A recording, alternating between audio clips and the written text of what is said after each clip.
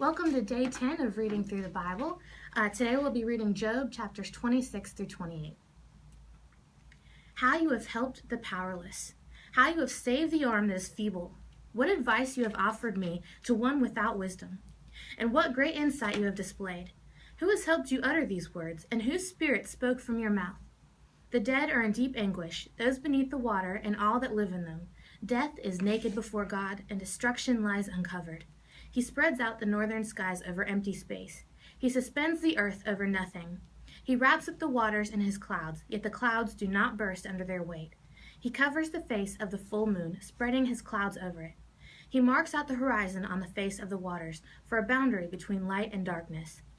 The pillars of the heavens quake aghast at his rebuke.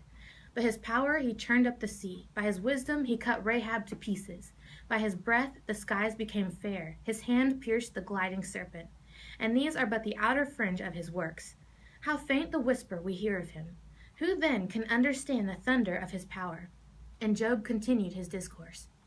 As surely as God lives, who has denied me justice, the Almighty who has made me taste bitterness of soul, as long as I have life within me, the breath of God is in my nostrils. My lips will not speak wickedness, and my tongue will utter no deceit. I will never admit you are in the right till I die. I will not deny my integrity. I will maintain my righteousness and never let go of it. My conscience will not reproach me as long as I live. May my enemies be like the wicked, my adversaries like the unjust. For what hope has the godless when he is cut off, when God takes away his life? Does God listen to his cry when distress comes upon him? Will he find delight in the Almighty? Will he call upon God at all times? I will teach you about the power of God. The ways of the Almighty I will not conceal. You have all seen this yourselves. Why then this meaningless talk? Here is the fate God allots to the wicked, the heritage a ruthless man receives from the Almighty. However many his children, their fate is the sword. His offspring will never have enough to eat. The plague will bury those who survive him, and their widows will not weep for them. Though he heaps up silver like dust, and clothes like piles of clay, what he lays up the righteousness will wear, and the innocent will divide his silver. The house he builds is like a moth's cocoon, like a hut made by a watchman. He lies down wealthy, but will do so no more. When he opens his eyes, all is gone. Terror overtakes him like a flood. A tempest snatches him away in the night. The east wind carries him off, and he is gone. It sweeps him out of his place. It hurls itself against him without mercy, as he flees headlong from its power. It claps its hand in derision and hisses him out of his place. There is a mine for silver, and a place where gold is refined. Iron is taken from the earth, and copper is smelted from ore. Man puts an end to the darkness. He searches the farthest recesses for ore in the blackest darkness. Far from where people dwell, he cuts a shaft. In places forgotten by the foot of man, far from men he dangles and sways. The earth from which food comes is transformed below as by fire.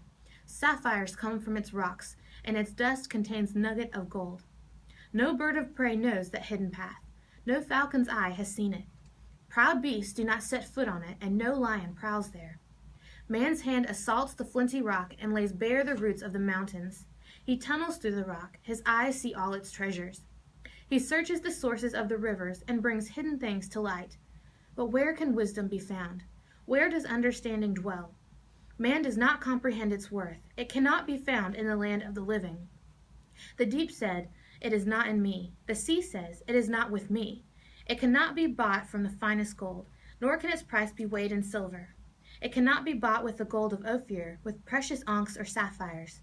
Neither gold nor crystal can compare with it. Nor can it be had for jewels of gold. Coral and jasper are not worthy of mention. The price of wisdom is beyond rubies. The topaz of Cush cannot compare with it. It cannot be bought with pure gold. Where then does wisdom come from? Where does understanding dwell? It is hidden from the eyes of every living thing, concealed even from the birds of the air. Destruction and death say, only a rumor of it has reached our ears. God understands the way to it, and he alone knows where it dwells. For he views the ends of the earth and sees everything under the heavens. When he established the force of the wind and measured out the waters, when he made a decree for the rain and a path for the thunderstorm, then he looked at wisdom and appraised it. He confirmed it and tested it. And he said to man, "The fear of the Lord, that is wisdom, and to shun evil is understanding."